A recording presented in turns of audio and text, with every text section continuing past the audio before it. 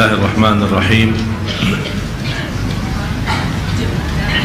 Assalamualaikum warahmatullahi wabarakatuh.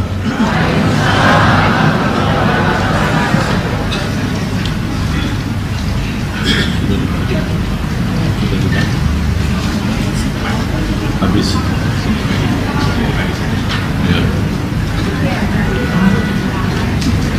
Alhamdulillahi Rabbil Alamin. Wa ashhadu an la ilaha illallah wahdahu la sharika lahu waliyus salihin. Wa ashhadu anna sayyidana wa nabiyyana Muhammadan abdullahi wa rasuluhu as-sadiqul amin. Allahumma salli wa sallim wa barik ala sayyidina Muhammad wa ala alihi wa sahbihi wa man tabi'ahum bi ihsanin ila yaumiddin. Subhanaka la ilma lana illa ma 'allamtana innaka antal alimul hakim. Maha suci Allah, Maha suci Allah, saya tidak memiliki ilmu apa-apa, hanya saja apa yang diberikan oleh Allah subhanahu wa ta'ala. Segala sesuatu atas taufiknya Allah. Kita bersilaturrahim karena taufiknya Allah. Kita berkumpul salat berjamaah, taufiknya Allah. Kita berduduk menuntut ilmu, menjadi salah satu ibadah jalan yang termudah ke surga Allah, itu taufiknya Allah subhanahu wa ta'ala. Jadi kita bersyukur bisa beribadah, kita bersyukur bisa bersilaturrahim, kita bersyukur bisa duduk di masjid, kita bersyukur bisa belajar ilmu, kita bersyukur bisa beribadah kepada Allah subhanahu wa ta'ala dalam segala hal, dalam keadaan senang, dalam keadaan susah, dalam keadaan kaya, dalam keadaan miskin. Kalau masih kita bersemangat beribadah kepada Allah, ini berarti Allah membukakan hati kita untuk beribadah. Itulah hakikahnya, iyyaka na'budu wa iyyaka nasta'in. Ya Allah, kami beribadah kepada Engkau ya Allah, tapi kami tidak bisa beribadah secara sempurna kalau tidak ada nasta'in. Kalau tidak ada nasta'in. Maksudnya apa nasta'in? Kalau tidak ada pertolonganmu ya Allah. Sekarang kita beribadah, apakah kita kira-kira bisa masuk surga karena kita beribadah, atau karena taufik dan rahmat Allah? Apakah kita beribadah kepada Allah supaya Allah memberikan hajat kita? Saya bertanya kepada Bapak Ibu, apakah kita beribadah kepada Allah agar Allah mempenuhi hajat kita? Jawab. Oh, tidak jelas pertanyaannya. Ibu-ibu jangan makan dulu, nanti tunda aja makanannya, simpan-simpan. Sekarang isi makanan hati, kalau buat perutnya nanti, supaya tidak sia-sia majlis kita. Apakah boleh kita beribadah kepada Allah dalam alasan Allah mempenuhi hajat kita? Hah? Jadi kita beribadah supaya Allah murahi rezeki, kita beribadah supaya rumah tangga kita sakinah wa rahmah, kita beribadah supaya usaha kita lancar dan mudah, kita beribadah supaya saya dapat jodoh, kita beribadah supaya, jadi kita semua beribadah hanya semata-mata untuk mendapatkan hajat kita. Boleh ya?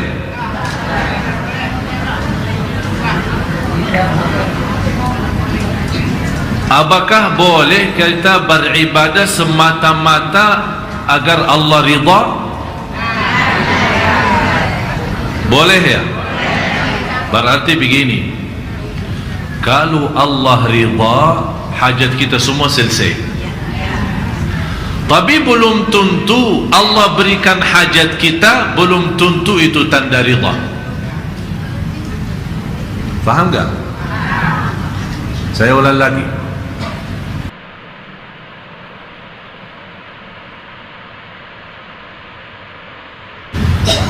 Kita punya hajat, semua punya hajat. Tak ada yang bilang saya tak punya hajat. Hajat dunia, hajat akhirat, hajat lahir, hajat batin, hajat besar, hajat kecil, dalam sehari-hari, dalam rumah kita, dalam tubuh badan kita, dalam usaha kita, dalam rumah tangga kita, dalam keluarga kita, anak cucu kita, semua kita punya hajat. Ada yang ingin sehat, ada yang ingin kaya, ada yang ingin ibadahnya bagus. Pokoknya ada hajat. Hajat dunia, hajat akhirat. Ada orang hajatnya hanya dunia saja, tidak memfikirkan akhiratnya. Tapi walaupun kita mendapatkan segala hajat kita, artinya kita tidak merasa ada kebutuhan, karena selalu Allah menutupi hajat kita. Itu belum tentu Allah ridha. Belum tentu Allah ridha. Contohnya, orang kafir senang tak? Nampilannya senang kan? Rumahnya mewah, usahanya lancar, karyawannya banyak, kaya raya. Orang yang terkaya di Indonesia muslim atau non muslim? Non muslim. Apakah Allah memberikan kekayaan seperti ini? Apakah itu Allah ridha sama dia? Belum tentu. Belum tentu. Tapi yang menjadi tanda Allah ridha terhadap seorang, ini yang saya mohon semua hafal. Yang menjadi tanda Allah ridha terhadap seorang, kalau Allah berikan agamanya. Karena dunia Allah berikan kepada orang baik maupun tidak baik. Dunia Allah berikan kepada orang salih maupun tidak salih. Tapi kalau agama, Allah tidak memberikan kesembarangan orang. Oleh karena itu bersabda Rasulullah sallallahu alaihi wasallam, "Man yuridillahu bihi khaira." Barang siapa yang dihendaki Allah berikan kemuliaan dan sepenuh kebaikan, yufaqihu fid din, diberikan pemahaman agama. Jadi Rasul tidak sebut diberikan kekayaan dunia, tidak disebut diberikan jabatan, tidak disebut diberikan kemuliaan, tidak ada. Tapi Allah berikan, menjadi tanda Allah menghendaki memberikan kebaikan kepada seorang, diberikan pemahaman agama. Untuk memahami agama, tidak semua harus memahami agama 100%. Tidak ada, biar Bapak Ibu ngerti. Cuba kumpulkan ulama yang terbesar sedunia, belum tentu fahami agama 100%. Dan itu sunnatullah.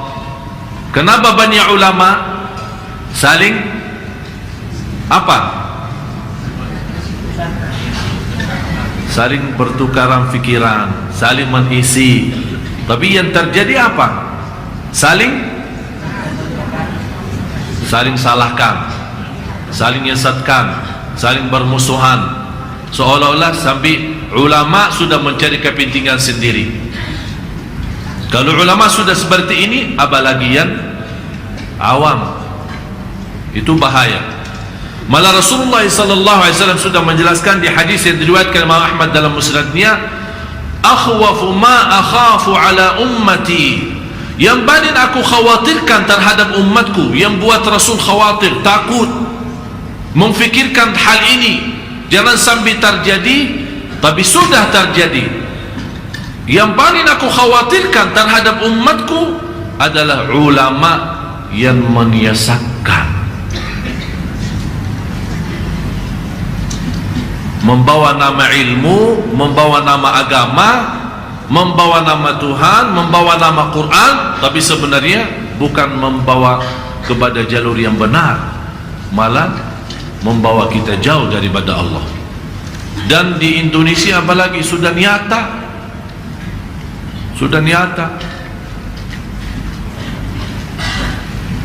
dan pemerintah kita belum punya kemampuan menjadi tegas terhadap aliran yang sesat. Akhirnya orang berani. Siapa aja bisa ngomong, siapa aja bisa berdakwah, siapa aja bisa berkhutbah, siapa aja. Jangan-jangan heran kalau ada seorang Yahudi berceramah. Enggak, boleh aja. Itulah yang menjadi kekhawatiran Rasulullah SAW yang sudah terwujud. Kewajiban kita sebagai orang awam,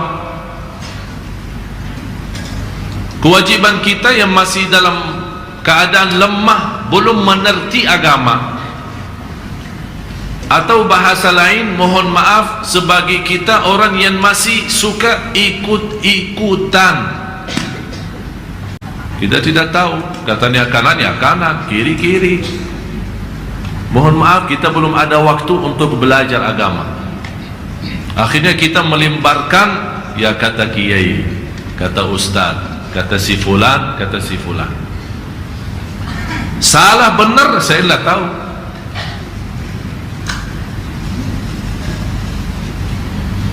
Itulah dasarnya, karena ikut-ikutan. Bagi orang yang awam yang sama sekali tidak punya kemampuan untuk belajar, silahkan ikut-ikutan, tanggung jawab ulama yang kamu ikuti. Tapi bagi orang yang masih punya kemampuan untuk belajar, tidak boleh ikut-ikutan, harus tahu. Itulah manfaatnya belajar ilmu. Utlubal ilma minal mahdi, hafal ya. Tapi ini bukan hadis tersebar, ini sebagai hadis. Katanya qala Rasulullah, bersabda Rasulullah, belajarlah ilmu dari kecil sampai masuk lahad. Ini bukan hadis, hikmah. Tapi kita sudah terbiasa menyebarkan BB atau SMS. Begitu kita terima qala Rasulullah, tanpa kita tahu isinya benar atau tidak, kita malah sebarkan lagi. Dan dosa yang paling besar sesudah dosa syirik, ada orang membawa hadis berkata, inilah bersabda Rasul, tapi Rasul tidak pernah bersabda itu. Itu diancam akan disediakan tempat duduk di dalam neraka jahanam. Oleh karena itu hati-hati, hati-hati, jangan terlalu gampang menyebarkan hadis yang belum kita tahu dasarnya, apalagi hadis-hadis yang terlihat anehnya.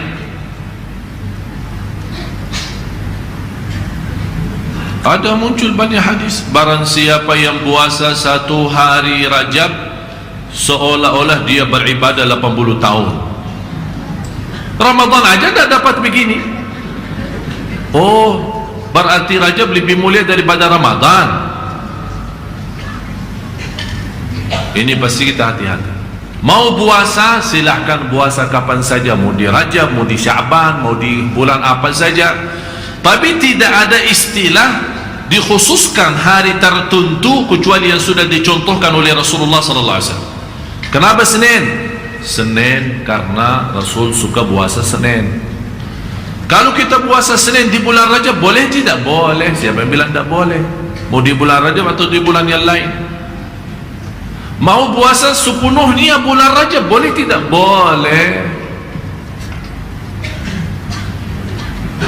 Dan sudah Rasulullah SAW menjanjikan balasan Allah bagi orang yang berpuasa lillahi ta'ala 1 hari saja, 1 hari lillahi ta'ala, akan dijauhkan oleh Allah dari neraka jahannam 100 tahun. Man sama yawman fi sabilillah ba'adahu Allahu 'anil nari 100 'am. Barang siapa yang puasa 1 hari lillahi ta'ala, bukan bayar nazar, bukan bayar fidyah, bukan bayar apa, hutan puasa lillahi ta'ala, akan Allah jauhkan dalam 1 hari itu 100 tahun dari neraka jahannam.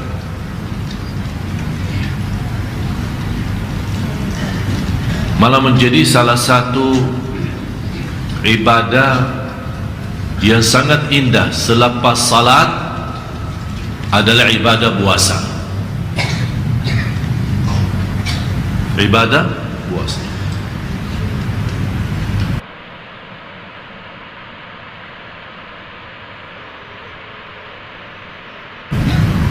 Dan insyaallah di bulan Ramadan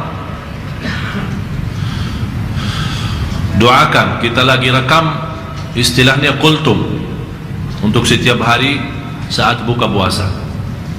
Insyaallah di antaranya akan kita tahu apa manfaatnya daripada puasa, apa hikmahnya dari belakang puasa, kenapa Allah sebutkan bagi orang yang puasa ya ayyuhalladzina amanu kutiba alaikumus shiyam, kenapa Allah tutupi ayat itu la'allakum tattaqun, dan apa hikmah-hikmah daripada puasa, apa manfaatnya dunia, apa manfaatnya akhirat, apa manfaatnya buat kalbu, ada manfaatnya buat tubuh badan kita dari sisi kesehatan dan dari sisi iman. Dan Allah sebagaimana ibadah puasa menjadi salah satu ibadah yang rahasia, Allah juga pun merahasiakan pahalanya, karena malaikat tidak bisa menulis pahala puasa kita, karena Allah berfirman di hadis qudsi, kullu amal ibni Adam lahu, setiap amal ibn Adam, amal manusia itu kembali kepada dia. Satu kebaikan Allah lipatkan jadi 10, illa saum, kecuali puasa. Tidak ada istilah 10 kali lipat. Illa saum fa innahu li, itu kembali milikku kata Allah, wa ana ajzi bih, dan aku yang hanya balas. Jadi balasan puasa itu langsung dari Allah. Oleh karena itu termasuk ibadah puasa salah satu ibadah yang terindah. Dan bahagia seorang di antara bapak ibu yang suka puasa. Apalagi yang boleh berpuasa tapi makanannya sedikit. Oh, luar biasa. Diet, tahu diet? Jadi boleh kita berpuasa tapi tidak makan. Maksudnya apa? Ya makan sebatas 3 kurma buka puasa sama air, udah sampai sahur. Boleh tahan gak?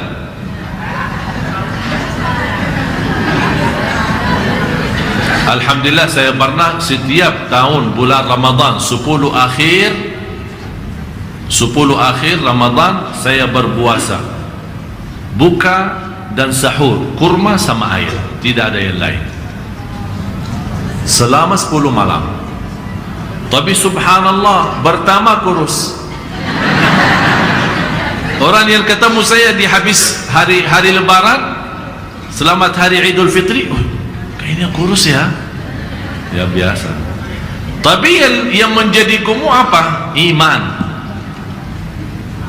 Subhanallah, begitu datangnya bulan hari Idul Fitri, di hari lebaran itu saya merasa kebahagiaannya luar biasa, sambil merasa lezatnya Id. Itu yang membuat kita semangat. Hari yang kedua terus kita lanjut puasa Syawal, saking nikmatnya puasa. Mau tahu rahasianya? Saya minta puasa 3 hari saja, tapi makanannya apa? Kurma, minum air. Kalau tidak bisa tahan 1 hari lah boleh. Dan orang Indonesia, maksud saya, mohon maaf ya, orang Indonesia sifatnya cepat masuk angin. Telat makan aja masuk angin, apalagi puasa tidak makan. Ya Allah, mual bisa 1 hari. Ya itu kembali kepada kebiasaan kita. Subhanallah, Bapak Ibu, biar tahu bahasa masuk angin itu, saya tidak pernah kenal masuk angin di Arab. Jadi pas saya pertama datang ke Indonesia, pernah saya merasa masuk angin, tapi saya tidak faham kayaknya apa, rasa tidak enak. Terus datang tukang urutin badan saya, ini masuk angin. Saya mau terjemahin bahasa Arab, apa ya? Tidak ada. Sampai di Korea bagi koin ya, sampai badan tubuh badan merah sekali. Saya bilang, ya Allah, kenapa merah begini? Masuk angin. Saya masukin terjemahan Google itu juga tidak sanggup terjemahin. Apa dalam bahasa, kalau bahasa di Google di translate itu katanya udara masuk. Udara masuk juga sama. Udara masuk, maksudnya udara masuk gimana? Jadi karena terbiasa di sini, istilahnya sering kita melihat kadang-kadang kalau kita dalam perjalanan jauh naik mobil atau kapal laut pasti masuk angin itu. Oleh karena itu obat, kalau kita nonton TV iklan yang paling banyak obat masuk angin. West 14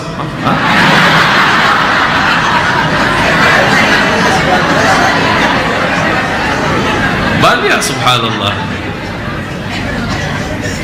Malah saya sudah diajarin bagaimana kalau misal kita punya acara jauh atau di luar atau kemana, misal di Jawa atau ke Kalimantan, Yasin yang biasa ikut saya sudah siapin biasa WS 14 angin, tinggal sekali minum subhanallah segar. Pas saya pernah berangkat umrah beberapa bulan lalu, hampir setahun ya terakhir, saya berangkat umrah merasa tidak enak. Ibu saya tanya kenapa, saya bilang masuk angin. Ibu saya malah heran, apa itu masuk angin? Tidak ada dalam bahasa Arabnya. Tapi subhanallah, itulah salah satu yang membuat kita pasti belajar bagaimana supaya kita bisa memanfaatkan salah satu ibadah, di antaranya puasa. Dan salah satu yang membantu, kenapa saya menyuruh anda berpuasa tapi menahan makan, atau paling tidak kalau bisa menunda makanan itu habis isya. Subhanallah jemaah sekalian, sungguh nikmat salat maghrib sama isya. Saya minta sekali aja coba, sekali aja coba. Masih kan ringan kan, perutnya masih kosong ya. Jadi kalau kotak nasi itu tolong ditunda. Biasanya di sini sebelum, malah kadang-kadang kalau ditawarin kurma, dah kotak nasinya mana pak? Jadi kurma malah tidak ada difikirin, malah kotak nasi yang difikirin.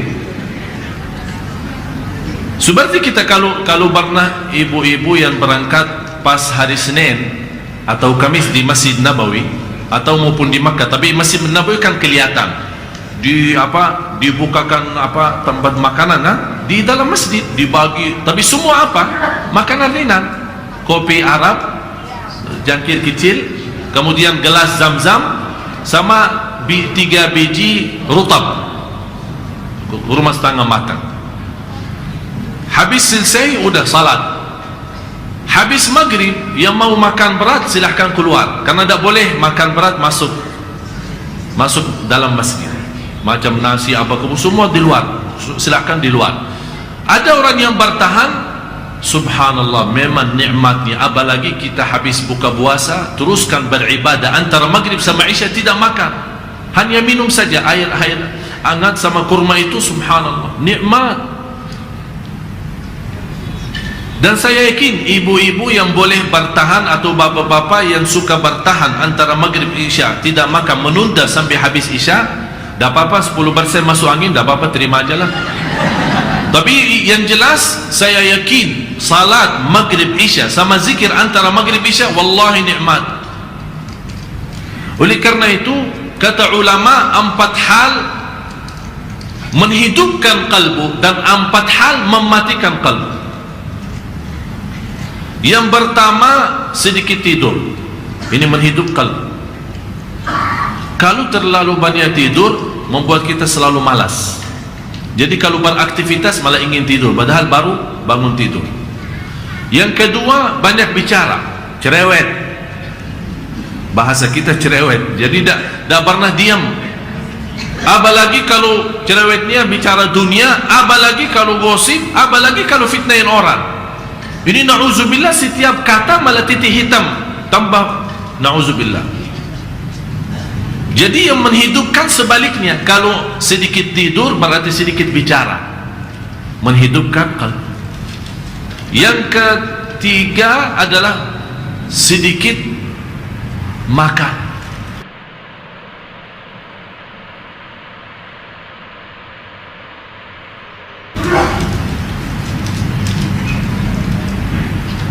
Dan terus yang keempat, sedikit tertawa. Atau istilah lain, lebih banyak menangis daripada ketawa.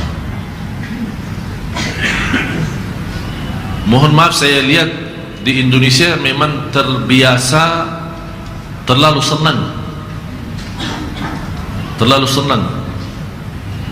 Jadi bercanda terus, ketawa terus, hiburan terus, senang terus, seolah-olah lupa ada kematian, ada kubur, ada akhirat.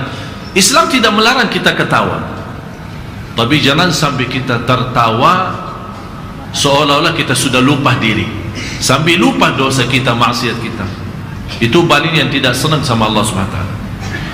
Tapi yang mematikan kalbu, berbanyak ketawa, berbanyak bicara, berbanyak tidur, berbanyak makan. Dan subhanallah, coba kita, apalagi habis puasa, sudah lebih dari jam berapa, jam siang, kita sudah sepanjang siang tahan tidak makan.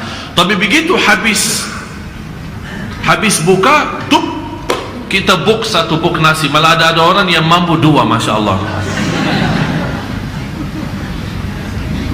Malah dia tidak terima dengan kotaknya yang sudah ada, karena dia melihat orang yang di depan beda warna saja sebenarnya, warna kotaknya, kotak, padahal isinya sama, nasi padang.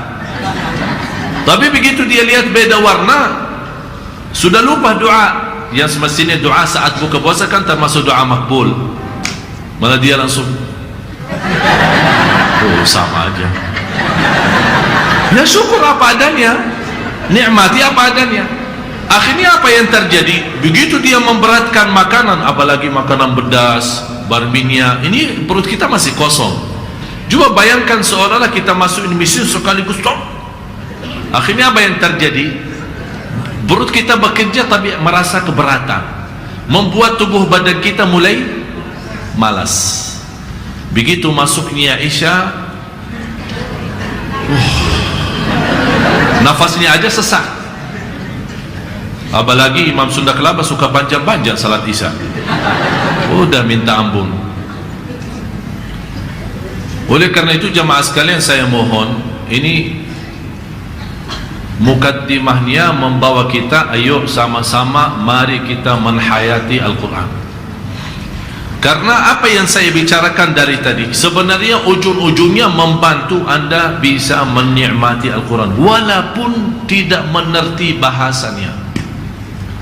Karena sebenarnya untuk menikmati Al-Quran tidak perlu memahami bahasanya, cukup Allah memberikan kemampuan orang yang tidak bisa berbahasa Arab tapi hafal suratul Fatihah.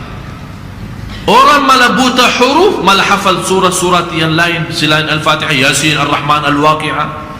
Malah ada yang hafal juz 30 padahal dia buta huruf. Kalau disuruh baca Quran, oh maaf, tidak bisa. Ini menjadi apa? Menjadi tanda besar Al-Quran itu mu'jizat, memiliki keajaiban yang tidak ada habisnya. Malah setiap satu ayat Allah rahasiakan di dalamnya ribuan hikmah, tapi bukan semua orang bisa tahu. Dan saya sangat setuju kalau ada orang berkata Al-Quran punya zahir dan batin. Artinya zahir dan batin, yang dimaksud zahirnya adalah huruf yang kita baca, yang bisa kita lihat, tapi batinnya belum semua orang bisa faham. Belum tentu dalam memahami artinya, istilahnya lewat terjemahan, belum tentu bisa memfahami apa isi sedalam-dalamnya. Seperti orang berenang dalam laut, apakah orang yang berenang di atas laut sama orang yang masuk ke dalamnya? Beda. Ada orang diisi, katanya dalam air laut itu luar biasa, terisi banyak macam-macam, ada harta, ada ikan, ada pokoknya bermacam-macam keindahan di dalam dunia laut itu. Dia berenang di atas dari ujung sampai ujung, begitu ditanya, udah ada apa-apa sih? Memang karena dia hanya berenang di atas saja.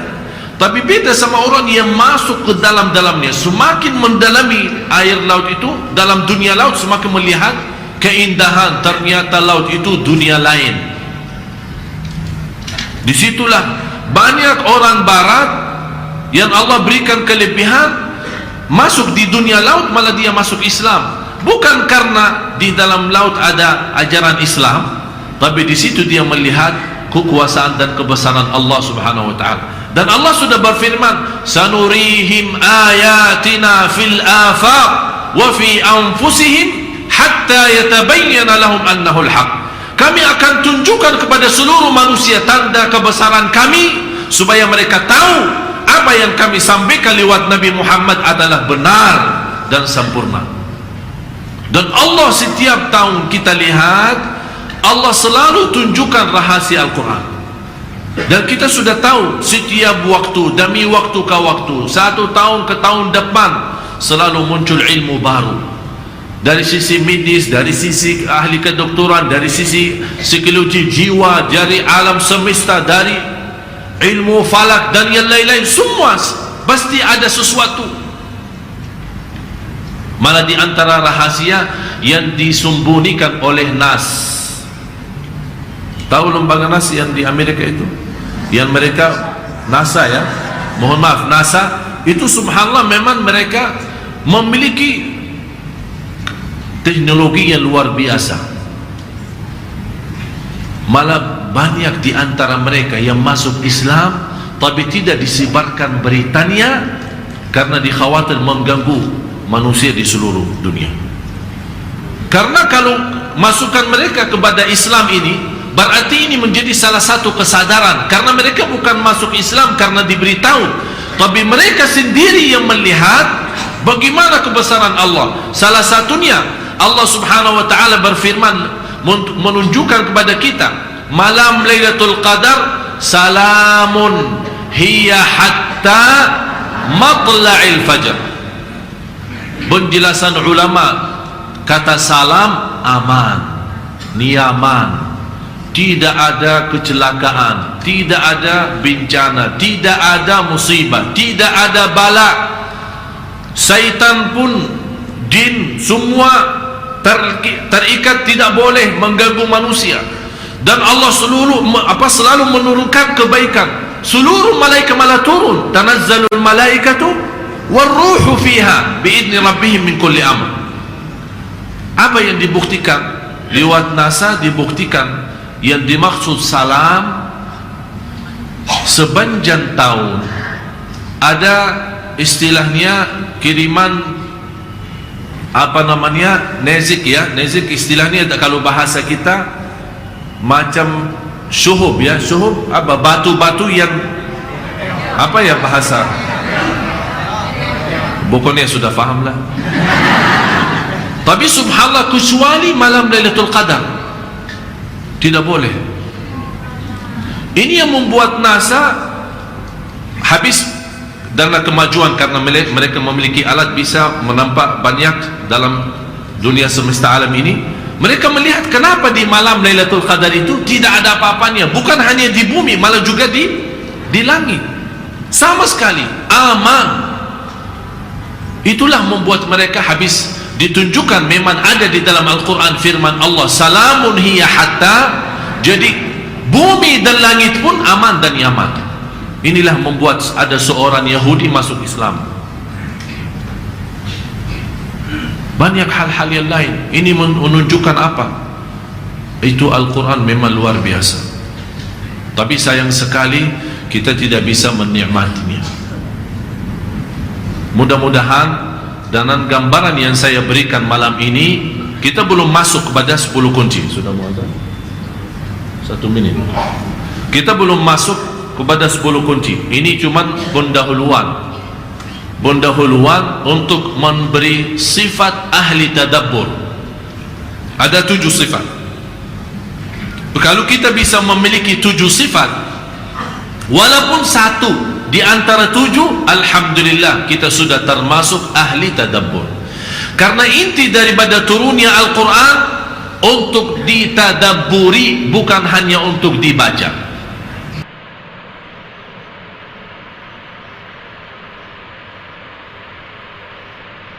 Kitabun anzalnahu ilaika mubarakun liyadabbaru ayatih.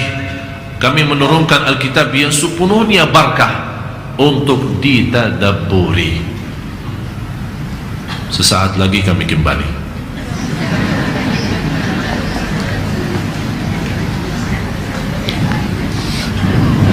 Bismillahirrahmanirrahim.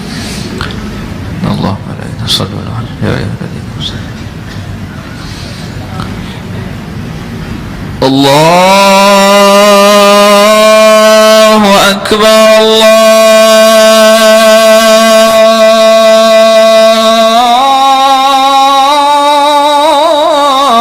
Allahu akbar.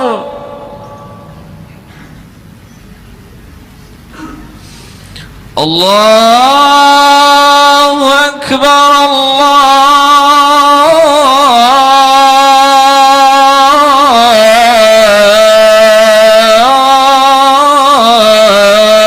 akbar.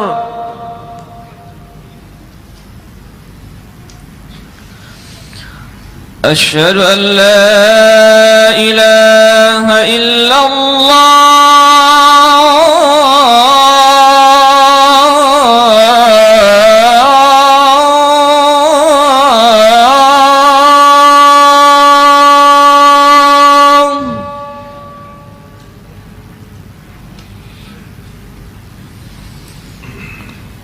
Asyhadu an la ilaha illallah.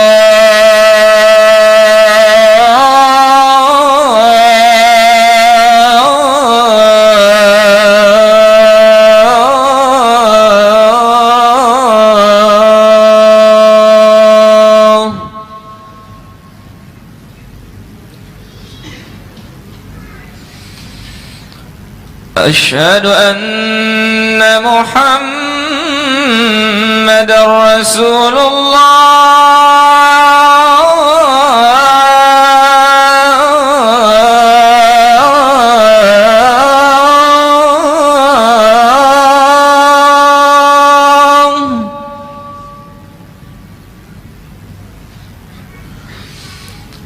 Asyhadu anna Muhammadar Rasulullah.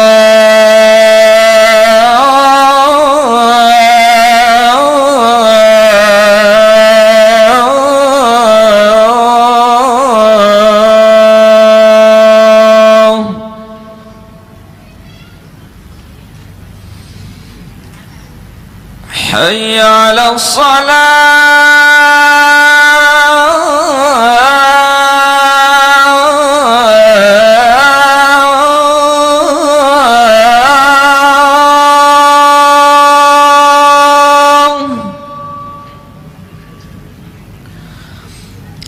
حي على الصلاة.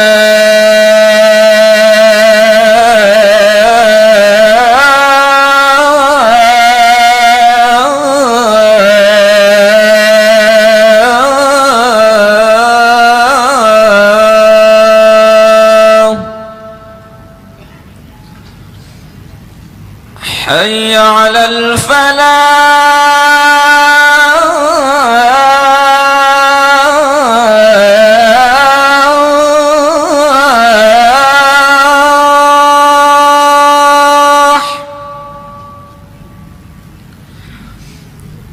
حي على الفلاح.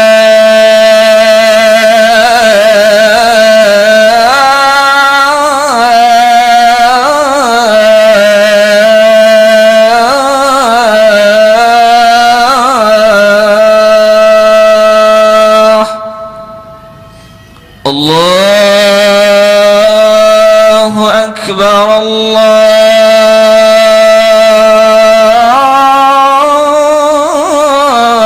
الله أكبر. لا إله إلا الله.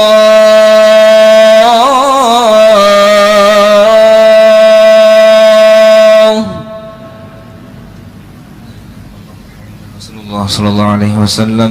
اللهم رب هذه الدعوة التامة والصلاة القائمة آت سيدنا محمدا الوسيلة والفضيلة والشرف الدرجة العالية الرفيعة وابعث المقام محمودا الذي وعدته إنك لا تخلف الميعاد.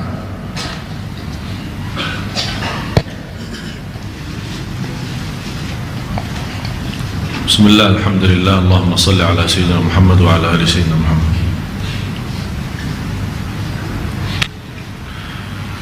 InsyaAllah kita akan teruskan sedikit, dan insyaAllah pertemuan yang akan datang setiap Rabu kita akan sedikit demi sedikit membahas 10 kunci.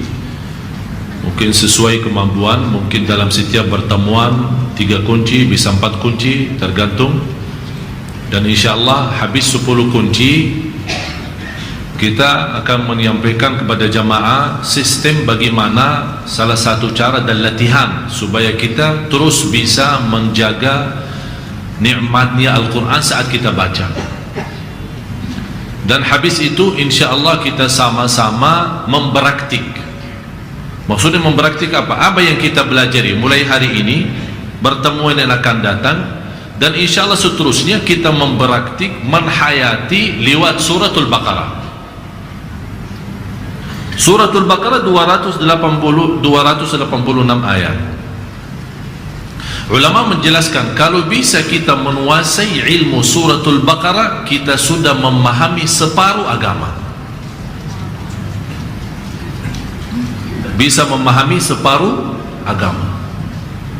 Karena memang di dalam suratul Baqarah itu banyak rahasia, banyak ilmu, banyak pelajaran dalam hukum Islam, dalam fikih, soal hukum wanita, masalah iddah, masalah cerai, masalah perang, bagaimana hubungan kita sama non-muslim, bagaimana hubungan kita sama orang yang serangi kita, kisah Nabi Adam, kisah Nabi Musa, kisah Bani Israel, kisah sapi yang dibunuh, kisah malaikat Jibril, Mikail, ayat dain, hutang, bagaimana sistemnya kita berhutang dalam hukum Islam.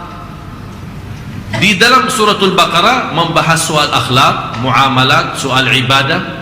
Ibadah di dalamnya termasuk yang wajib maupun yang sunnah, dan apa yang diharamkan oleh Allah Subhanahu wa taala. Bagaimana sistem turunnya ayat-ayat dan giliran atau turutan-turutan mengharamkan khamar. Mula-mula dihalalkan, cuma dijelaskan memang ada madaratnya lebih banyak dari manfaat. Dan bagaimana rahasia sedekah, bagaimana kita bisa berikhlas, banyak sekali pelajaran ada di dalam suratul Baqarah. Oleh karena itu pantas Rasulullah SAW bersabda, "Alaikum bi suratil Baqarah, fa inna akhdaha barakah wa tarkaha hasrah, wa la tastati'u al-batala." Barang siapa yang mengambil, Rasul menyuruh kita megang, jaga, kontrol, jangan terlepas. Ambillah suratul Baqarah, karena barang siapa yang membawa suratul Baqarah, dia telah membawa keberkahan.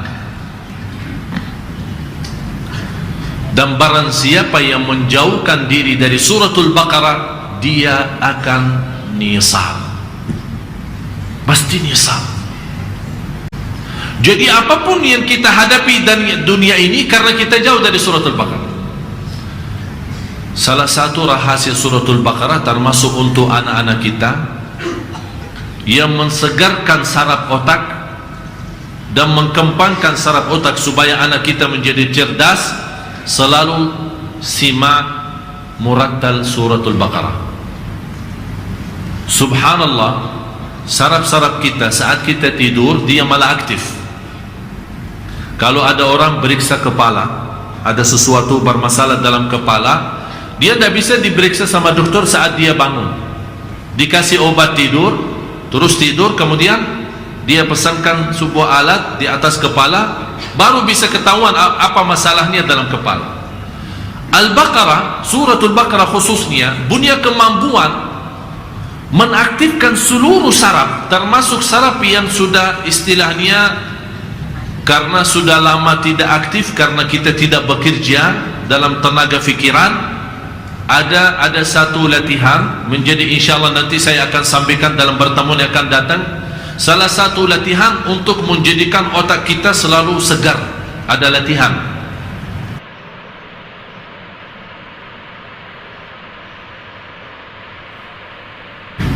Nanti saya kasih sebagaimana ada istilahnya, kalau untuk tubuh badan kita ada fitness, kalau untuk ibu-ibu ada senam, ya. Otak ini juga punya senam, punya latihan. Bunia olahraga. Bagaimana?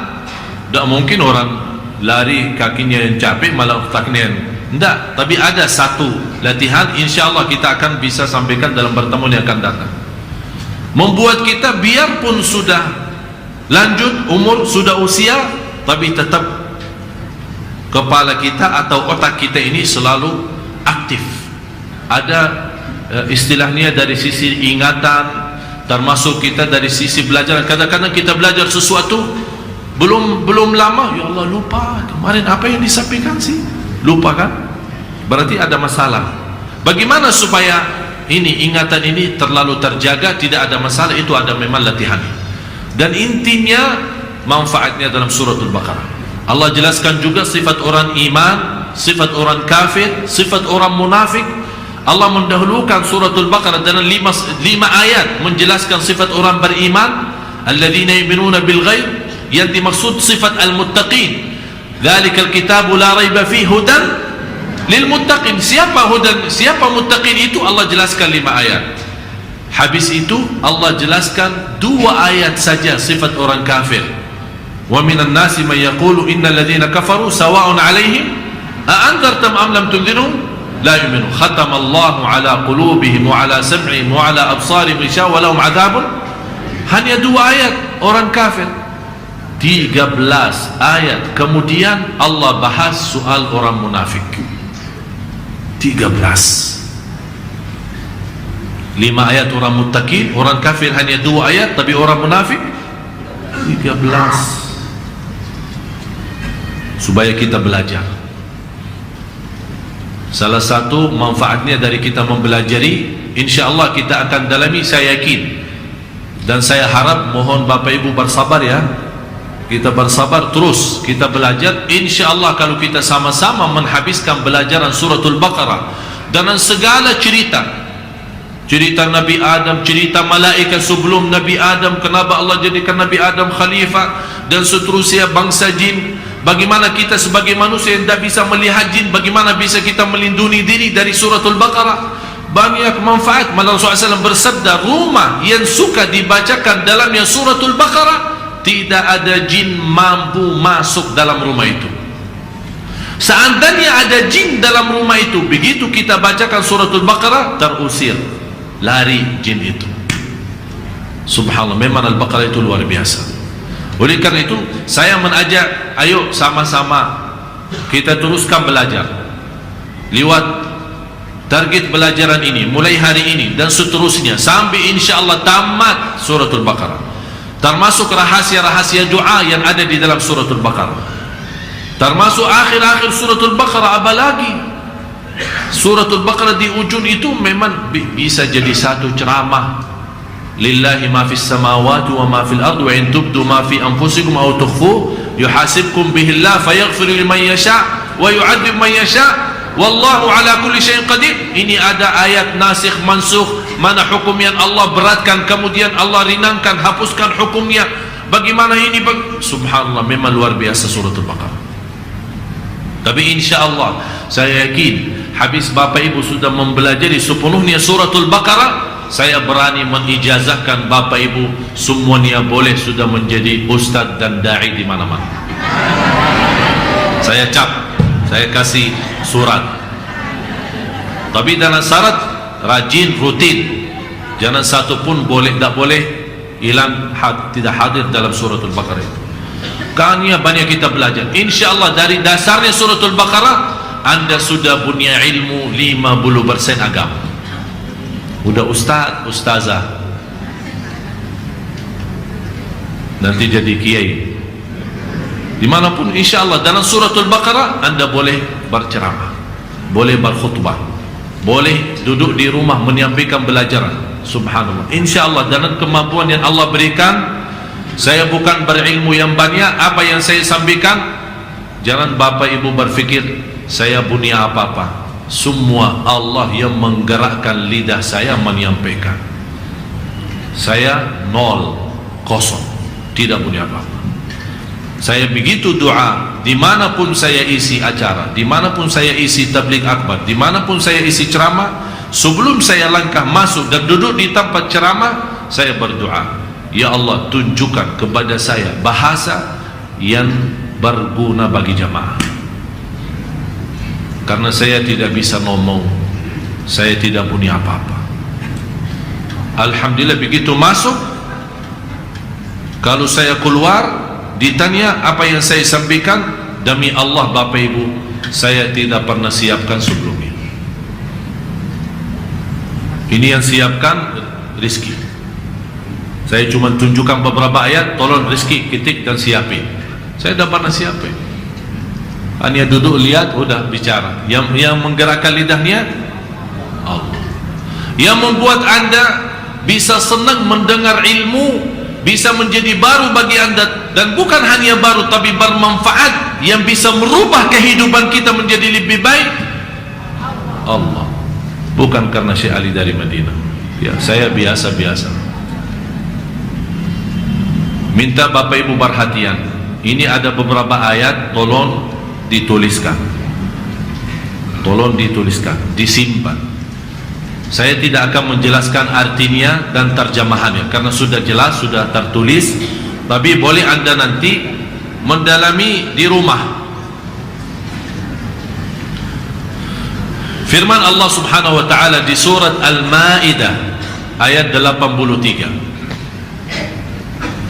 A'udzu billahi minasyaitonir rajim. Wa idza sami'u ma unzila ila ar-rasul tara a'yunahum tafidu minad dam'i mimma 'arafu minal haqq yaquluna rabbana amanna faktubna ma'asy syahidin. Allahu Akbar. Kapan saatnya kalau kita membaca Al-Quran atau mendengar Al-Quran bisa nangis? Dan saya yakin ada di antara Bapak Ibu ketika hatinya berkhusyuk, hatinya lagi dalam kondisi terbuka, sudah siap untuk menerima transferan Al-Quran, walaupun kita tidak mengerti bahasanya, malah langsung nangis. Sebenarnya yang membuat air mata nangis bukan Al-Quran sendiri, tapi persiapan kalbu. Apakah kalbu saat mendengar Al-Quran lagi terbuka atau tertutup? Itu yang saya khawatirkan. Kalla bal rana ala qulubihim ma kanu yaksibun. Yang salah satu penyakit yang menjadi bahaya bagi orang mukmin, Allah menutupi hatinya, Allah mengkuncikan. Afala yatadabbaruna al-Qur'ana am ala qulubin atfaluha. Kenapa mereka tidak mentadabburi Al-Quran, atau hati mereka sudah terkunci? Kata Allah. Mudah-mudahan tidak ada di antara kita yang hatinya terkunci. Itulah penaruhnya dosa dan maksiat yang membuat hati terkunci, akhirnya kita tidak bisa nikmati ibadah. Dan salah satu yang membantu kita hati terbuka, sebagaimana saya sudah sampaikan tadi di mukaddimahnya, kalau anda suka berpuasa Isnin Kamis, tahankan sepanjang hari, jangan makan, dan isi sebanyak-banyaknya zikir, jangan bicara dunia. Anda saat itu akan merasakan, ya Allah, ternyata hari Isnin ini beda sama Senin yang kemarin. Itu sudah mujarrab dan terbukti. Semakin kosong perut kita, semakin jernih hati kita.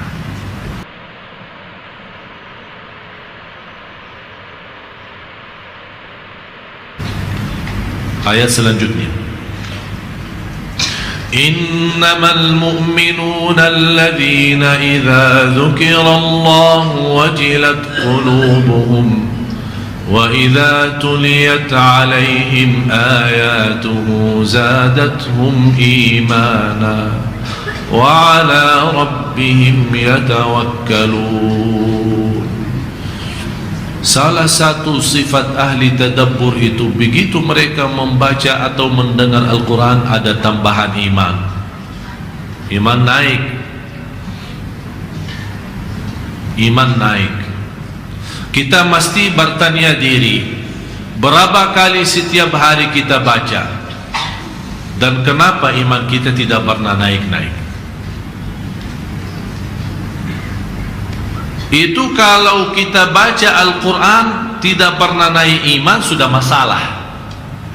Apalagi tidak baca Quran sama sekali, itu sudah betul bersabda Rasul, mathalul ladhi yadhkuru rabbah wal ladhi la yadhkuru kamathalil hayyi wal mayyit. Perumpamaan orang yang selalu berzikir kepada Allah dan sebaik-baik zikir apa? Sebaik-baik zikir apa? Afdalul zikri, zikir yang paling agung? Tidak. Itu sebaik-baik zikir la ilaha. Seagung-agung zikir apa? Al-Quran. Al-Quran sendiri dibacakan itu sudah namanya zikir. Dari mana saya menerjemahkan Al-Quran sebagai zikir?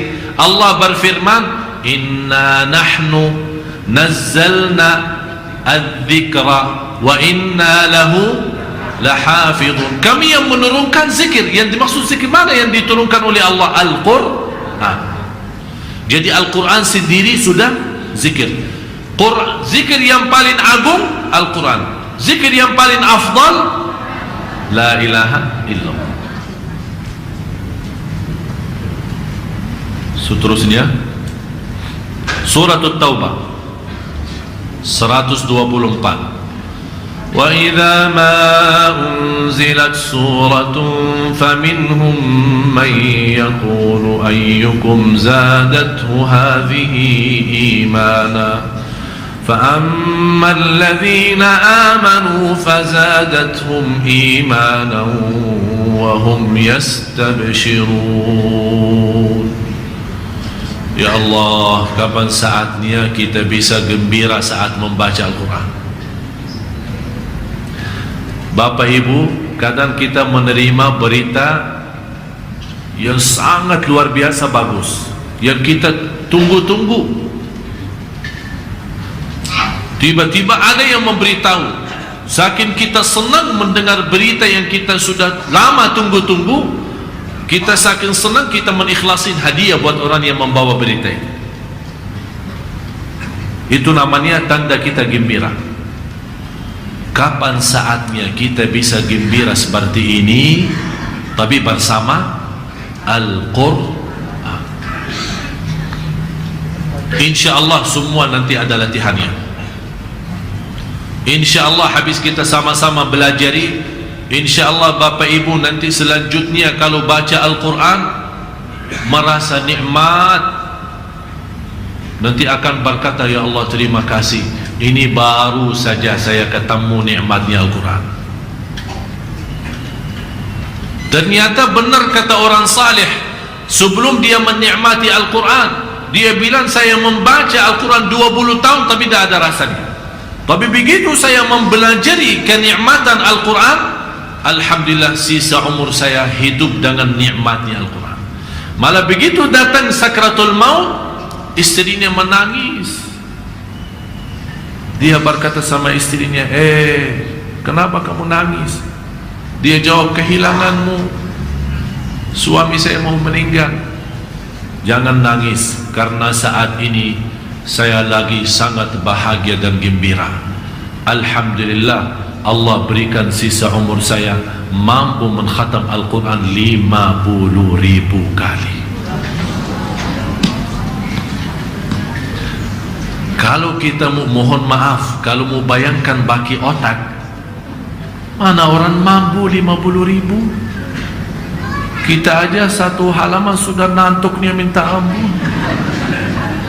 Tapi masalahnya bukan berapa banyak khatam, tapi apa yang telah dirasakan oleh mereka dalam hati membuat enteng, rena, nikmat baca Al-Quran. Malah dia merasa dunia ini tak ada manfaat kalau tidak ada Quran.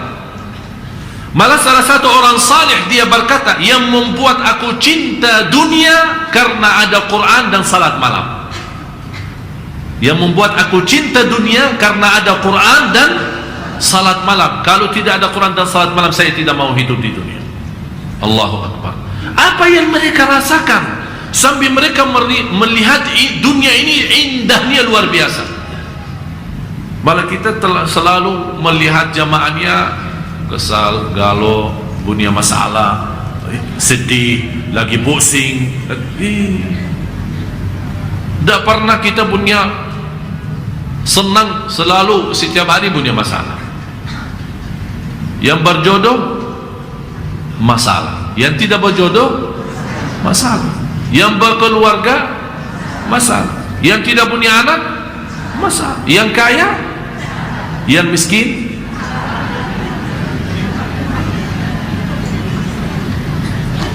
Jamaah Sunda Kelapa masalah, jamaah masjid lain sama.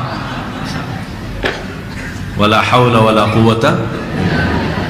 Salah satu yang membuat kita nikmati hidup, dan itulah yang saya mengharapkan, demi Allah Bapak Ibu, kalau Allah boleh bukakan hati saya untuk Bapak Ibu melihat bagaimana rasa saya sayang sama Bapak Ibu, insya-Allah berterima kasih kepada Allah. Salah satu yang membuat, karena saya sayang Bapak Ibu, saya harap dan selalu memohon kepada Allah, ya Allah, apa yang telah Engkau berikan kepada saya, kenikmatan, keindahan Al-Quran ini, ya Allah tolong bagikan kepada jamaah semua, supaya mereka bisa nikmati. Sisa umur kita tidak tahu berapa. Masa kita sambil mati belum dapat nikmatnya Al-Quran? Na'udzubillah.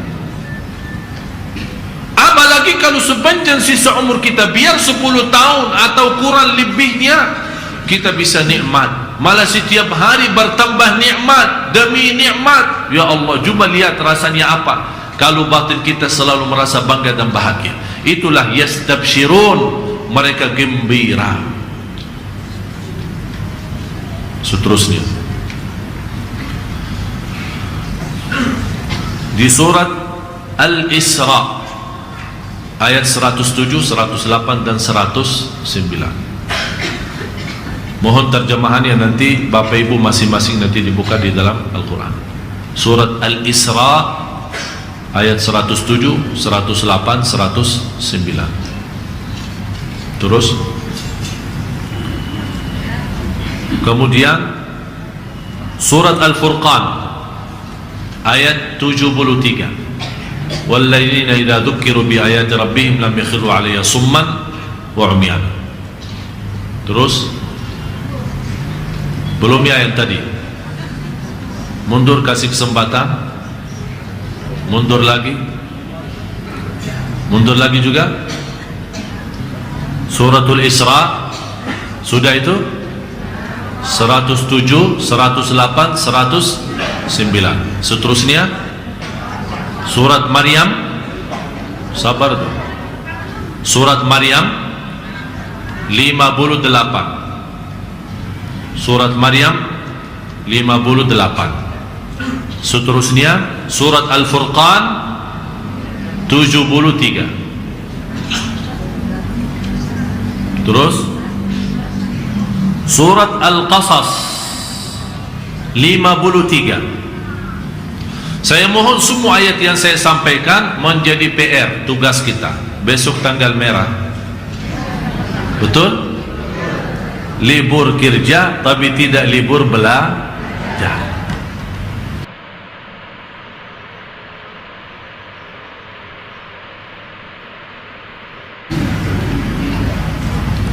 Seterusnya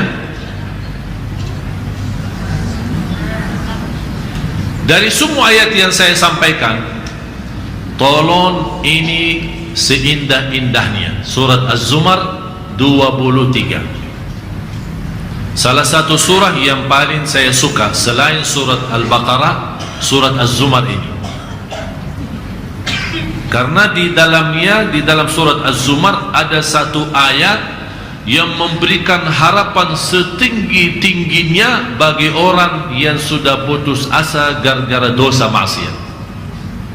Dalam satu ayat Allah rubahkan putus asa menjadi penuh dengan harapan walaupun dosanya sudah melalui batas.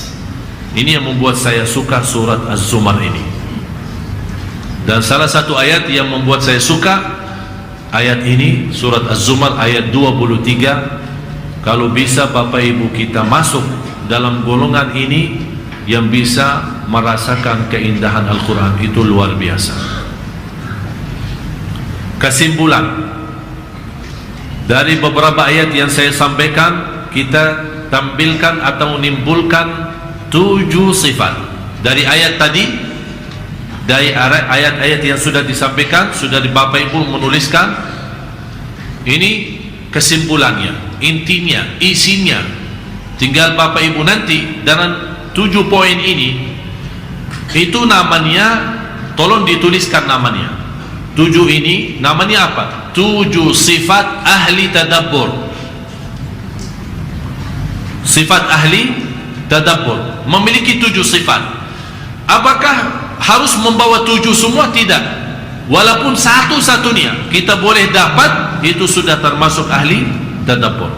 Kalau kita sudah termasuk ahli tadabbur, berarti kita sudah termasuk ahlul Quran. Yang pertama, bersatuannya hati dan pikiran ketika membaca Al-Quran.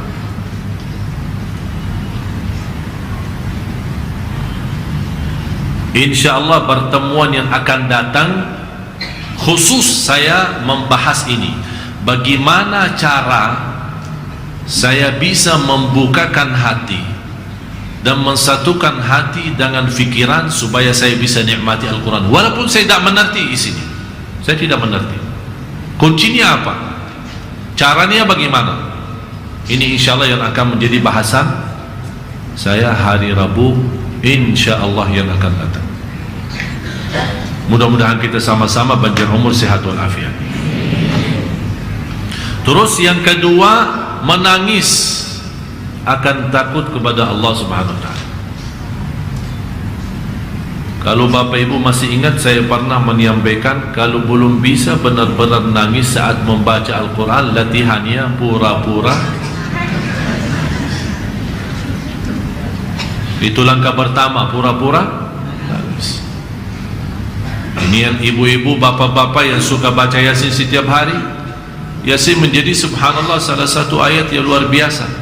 Dibuktikan sejarah medis, salah satu surah yang mengembangkan kecerdasan surat Yasin. Membuat kita kecerdasan bertambah surat Yasin. Simak, bukan baca. Beda simak sama baca. Sekarang saya tahu Bapak Ibu suka banyak baca. Silahkan suka banyak baca, tapi sambil baca berikan waktu-waktu kesempatan untuk menyimak. Lewat HP-nya, lewat tipnya di rumah, lewat inspiran yang disimpan dalam telinga pas kita lagi di jalan. Subhanallah, surat Yasin.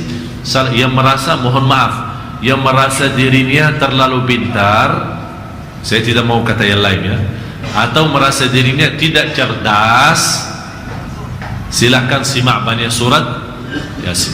Apalagi anak-anak kita yang lagi ujian nasional. Subhanallah, itu mujarab surat Yasin. Itu dibuktikan, sejarah medis dibuktikan. Ternyata Al-Quran ini Bapak Ibu, bukan manfaatnya untuk iman, bukan manfaatnya untuk agama, bukan manfaatnya untuk akhirat, malah ada banyak manfaat untuk kesehatan kita, sejarah medis, sejarah psikologi, jiwa, lahir batin, kehidupan kita sehari. Memang luar biasa Al-Quran, luar biasa. Tapi sayang sekali, kalau saya boleh bagikan, Allah izinkan saya buka hati, terus saya ambil baki tangan saya, terus saya siram untuk membagikan indahannya Al-Quran bagi Bapak Ibu, saya mau. Saya tidak akan pelit. Tapi mana bisa. Tapi mudah-mudahan lewat pelajaran ini yang sama-sama, mudah-mudahan apa yang saya niatkan untuk Bapak Ibu mudah-mudahan bisa sampai, supaya insya Allah saya hidup maupun saya mati, Bapak Ibu mudah-mudahan panjang umur, sehat walafiat, dimanapun berada, baca Al-Quran habis mendapatkan kunci-kuncinya, insya Allah akan nikmati. Dan begitu datangnya malaikatul maut, mudah-mudahan didatangi malaikatul maut kita lagi memegang Al-Quran. Yang ketiga, bertambah khusyuk. Memang kalau kuncinya bisa menangis, sebelumnya persatuan hati dan fikiran pasti bisa khusyuk. Itu juga termasuk dalam salat. Jadi Bapak Ibu, kalau kita belajar di poin 3 ini, bersatuan atau bertambahan khusyuk, kalau kita bisa khusyuk dalam baca Quran, 100% bisa khusyuk dalam salat. Yang keempat, bertambahan iman. Itu memang kelebihan Al-Quran. Tidak ada kitab selain Al-Quran yang kita baca menambah iman kita. Tapi kenapa kita sekarang merasa setiap hari kita baca tapi tidak merasa tambahan iman? Maksudnya iman di sini, iman yang membuat kita tenang dalam hidup, iman yang membuat kita nyaman dalam kehidupan, iman yang membuat kita selalu bahagia. Walaupun merasa banyak kekurangan tapi bahagia luar biasa. Itulah tanda iman. Bagaimana supaya, karena iman sebenarnya sebuah peristiwa batin, bukan sesuatu. Kalau Islam lahir, Islam zahir, gerakan ibadah itu Islam. Jadi kalau kita bisa melihat seorang bekerja ibadah, kita bilang, oh misal ada orang salat, oh ini orang Muslim, ini orang Islam. Tapi kita tidak bisa bilang ini orang iman, karena iman memang di dalam batin kita. Tapi kata ulama, boleh menjadi salah satu saksi baik, tunjukkan kepada seorang inilah orang iman. Kata Rasulullah, kalau anda melihat seorang yang selalu bolak-balik ke masjid, karena bukan orang Islam yang bisa begitu, hanya orang mukmin, orang beriman. Orang yang beriman, salah satu tandanya rajin ke masjid, suka masjid, cinta masjid. Jadi bukan hanya karena 5 waktu, di luar 5 waktu dia memang hatinya sudah tergantung kepada masjid. Dia merasa kalau keluar dari masjid, ya Allah, kapan datangnya besok supaya saya datang duluan ke masjid. Rasanya luar biasa. Kata Rasulullah, kalau anda melihat seorang yang suka bolak-balik ke masjid, saksikanlah ini orang beriman, bukan berislam. Karena bukan semua muslim mampu selalu ke masjid. Malah kata ulama, kalau mau tahu diri mukmin atau munafik, karena mukmin hal batin, munafik hal iman, hal batin. Kemunafikan batin sama, beda sama Islam. Islam sama kufur. Islam kafir niata zahir. Kalau kita melihat ada orang kerjain Islam, ibadah, salat apa, oh ini Islam. Tapi kalau ada orang tidak mengerjain perintah Islam, ini bukan. Tapi kalau soal iman dan munafik, kita kan tidak bisa, ini kan hal batin, hal dalam. Kata ulama, kalau mau tahu diri, nah sekarang ini bukan urusan sama lain, urusan sama diri sih. Kalau ulama berkata, kalau mau tahu diri orang mukmin atau munafik, coba posisi anda salat berjamaah, apalagi salat subuh, rajin, suka, cinta, itu tanda iman. Kalau salat subuh tidak ada dalam schedule, itu tanda orang munafik. Terserah kita milih. Itu istilahnya periksa diri.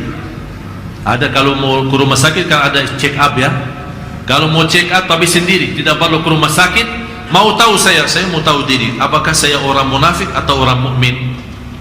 Gimana salat subuh? Kalau ada apa namanya yang buat tes panasnya apa?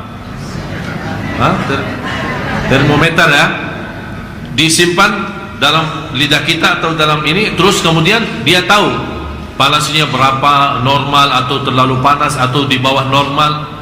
Tapi sekarang kita mau tahu ini gimana posisi hati saya, iman atau mana yang lebih banyak, munafik atau iman. Lihat salat subuhnya. Salat subuh termometer munafik dan iman. Termometernya salat subuh. Kalau anda ahli salat subuh, berarti anda termasuk orang mukmin yang dijamin oleh Allah imannya. Malah kata Rasulullah SAW, barang siapa yang salat subuh berjamaah, itu Allah berikan pahala seolah-olah dia salat sepanjang malam. Padahal sepanjang malam kita nikmati tidur. Hanya salat 2 rakaat Allah berikan pahala seperti salat malam dari Isya sampai subuh. Masya Allah, nikmat. Sudah faham? Ayo mari-mari kita sama-sama salat subuh hari Jumat. Datang ya. Ayo datang. Saya insyaAllah besok Jumat salat subuh bersama-sama di masjid ini. InsyaAllah saya mengajak Bapak Ibu dan saya akan membawakan cerita yang terindah yang telah Rasulullah menceritakan kepada sahabat.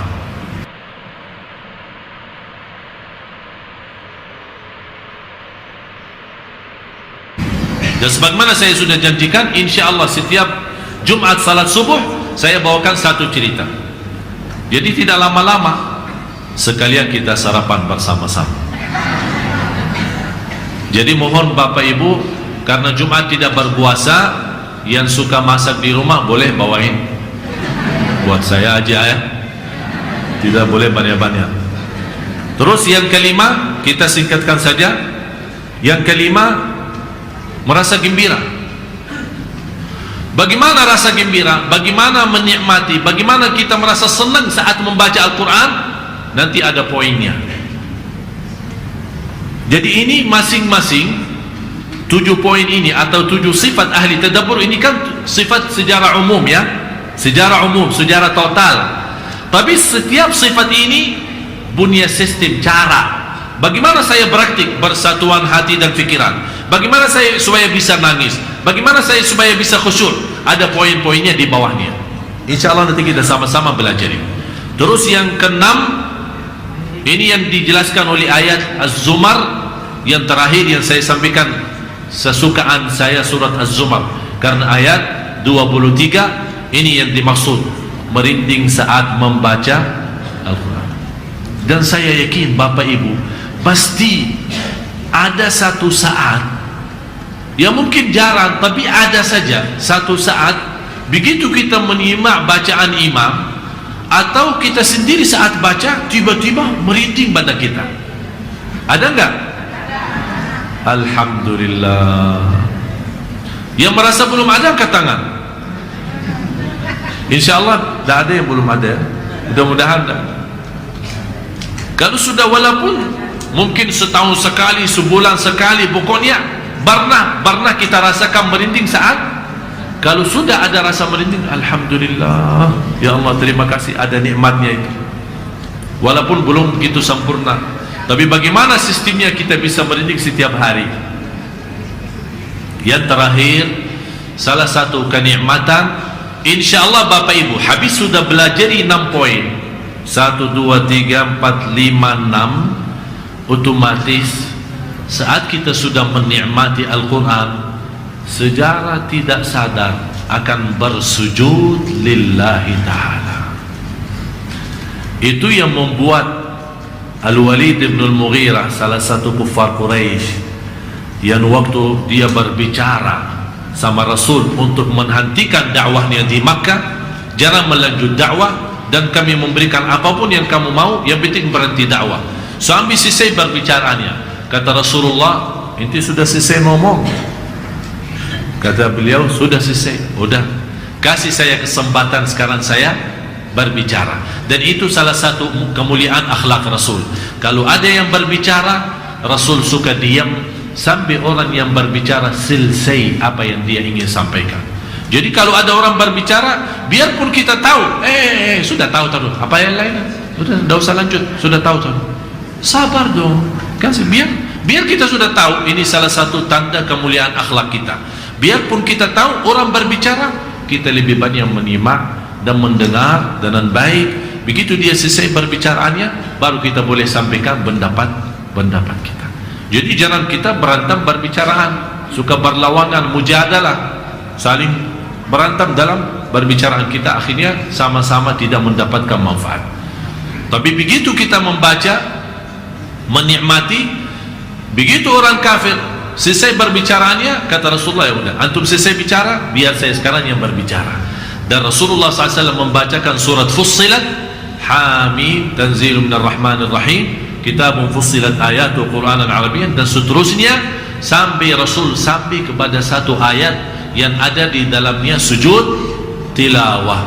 Orang kafir saking nikmatnya isi ayat itu, Rasul bersujud, orang kafir tambah sadar ikut sujud. Itu namanya tubuh badan kita pun patuh dan taat terhadap keindahan Al-Quran, walaupun orang kafir. Apalagi kalau orang muslim. Sungguh Bapak Ibu, kalau kita bisa menikmati Al-Quran, fantas kalau kita sujud syukur lillahi ta'ala. Ya Allah, ternyata Al-Quran ini nikmat. Allahu Akbar, sujud syukur. Ya Allah, tolong dalam sujud kita boleh berdoa, ya Allah, keindahan ini jangan sampai habis. Ya Allah, mudah-mudahan keindahan ini seterusnya membawa manis dalam kehidupan saya. Mudah-mudahan apa yang saya sampaikan bermanfaat. Mudah-mudahan Bapak Ibu semua yang hadir serta keluarganya, teman-temannya yang kita sayangi dan kita cintai, mudah-mudahan mendapatkan kenikmatan indahan Al-Quran, kenikmatan nikmatnya Al-Quran, kenikmatan manisnya Al-Quran, dan kenikmatan menjadi ahli tadabbur Al-Quran. Ya Allah ya Arhamar Rahimin, jadikan semua yang hadir ya Allah serta keluarganya ahlul Quran dunia akhirat. Ya Allah, jadikan pelajaran kami di malam ini menjadi bermanfaat, berguna bagi kami, yang membukakan hati kami agar kami mendapatkan keindahan Al-Quran, membukakan batin kami agar kami mendapatkan manisnya Al-Quran, agar sisa umur kami ya Allah bisa menikmati isi Al-Quran, bisa menikmati keindahan Al-Quran, bisa menikmati kemuliaan Al-Quran. Demi hari ke hari kita menyimak Al-Quran, menambah iman kami. Demi hari ke hari menyimak Al-Quran dan membaca Al-Quran, menghapus segala dosa kami. Dalam menyimak dan membaca Al-Quran, dinaikkan darajat kami. Dalam menyimak dan membaca Al-Quran, kami terpilih nanti di hadapan-Mu hari kiamat, menjadi keluarga-Mu dan ahalmu ya Allah, yang menjadi hamba-hamba-Mu yang terdekat kepada-Mu hari kiamat karena berkahnya Al-Quran. Ya Allah ya Arhamar Rahimin, bukakanlah hati kami dan isilah hati kami dengan rasa cinta Al-Quran, dengan rasa manisnya Al-Quran, dengan rasa senantiasa yang utama bagi kami adalah Al-Quran. Ya Allah, jadikan semua yang hadir serta keluarganya ahlul Quran, ahlul Quran yang bahagia dan selamat dunia akhirat, ahlul Quran yang diselamatkan dari neraka Jahannam, ahlul Quran yang dipanggil di hadapan-Mu hari kiamat oleh malaikat-Mu, di hadapan seluruh manusia. Mana ahlul Quran? Marilah sama-sama dekat sama Allah, dan ahlul Quran menjadi orang yang terpilih, menjadi terdekat kepada Allah. Ya Allah, jadikan kami semua dalam golongan ahlul Quran, dan jadikan kami semua di posisi yang tertinggi di surga-Mu karena berkahnya Al-Quran. Birahmatika ya Arhamar Rahimin. Ya Allah, aku mohon untuk semua yang hadir dalam pertemuan kali ini mendapatkan pelajaran yang menjadi bermanfaat dan saksi baik bagi kami. Aku mohon semua yang keluar dari majlis ini habis salat isya bersama, mudah-mudahan mendapatkan ridha-Mu ya Allah, mendapatkan segala ampunan-Mu ya Allah, segala karunia dan rahmat-Mu ya Allah, agar sisa umur kami menjadi lebih baik daripada yang sudah lalu. Sisa umur kami menjadi yang terindah bagi kami, terindah iman, terindah ibadah, terindah salat, terindah puasa, terindah belajar ilmu, terindah baca Al-Quran, agar akhir hayat kami menjadi kematian yang terindah ya Rabbal Alamin. Birahmatika ya Arhamar Rahimin. Ya Allah, sampaikanlah doa kami dan doa berkah semua keluarga kami, dan bacaan Al-Fatihah dan berkahnya Al-Fatihah Ya Allah, untuk sahabat kami yang tercinta Ustaz Jeffrey Al-Bukhari, ya Allah, ampunilah ya Allah, terimalah di sisimu ya Arhamar Rahimin, jadikan beliau mulia di hadapanmu ya Allah, ampuni segala dosanya dan terima segala perjuangannya selama beliau membawa dakwah Islam. Dan ya Allah, berikan kepada semua para ustaz-ustaz, para kiai, para da'i yang membawa Islam, ya Allah, berikan semangatnya mereka supaya melanjutkan dakwah ya Allah, agar memsadarkan umat Islam di Indonesia, supaya umat Islam di Indonesia menjadi umat yang terbaik, umat yang terindah, umat yang damai, umat yang bersatu, saling mengisi dan saling mencintai dan saling memaafkan ya Rabbal Alamin, agar kami mendapatkan negara Indonesia menjadi baldatun tayyibatun rabbun ghafur birahmatika ya arhamar rahimin. Rabbana taqabbal minna innaka antas samiul alim wa tub alaina innaka antat tawwabur rahim. Rabbana atina fid dunya hasanah wa fil akhirati hasanah wa qina adzaban nar. Wa sallallahu ala sayyidina nabiyina Muhammad wa ala alihi wa sahbihi wa baraka wa sallam. Alhamdulillahi rabbil alamin. Terima kasih Bapak Ibu atas perhatiannya. InsyaAllah nanti habis salat ada yang membagikan pengumuman. Kalau anda berkenan hadir tanggal 19 Mei, nanti insyaAllah selepas salat ada yang membagikan di luar pengumuman ini, hadir tabligh akbar di Bekasi. Semua ada alamat dan jelas, tanggal 19 Mei insyaAllah. Mudah-mudahan apa yang kami perjuangkan selama di Indonesia menjadi bermanfaat bagi kita semua, dan mohon doanya selalu untuk saya dan keluarga. Amin ya rabbal alamin. Wabillahi taufiq wal hidayah. Sama-sama tutupi majlis. Subhanakallahumma wa bihamdik, asyhadu an la ilaha illa anta, astaghfiruka wa atubu ilaik. Wassalamualaikum warahmatullahi wabarakatuh.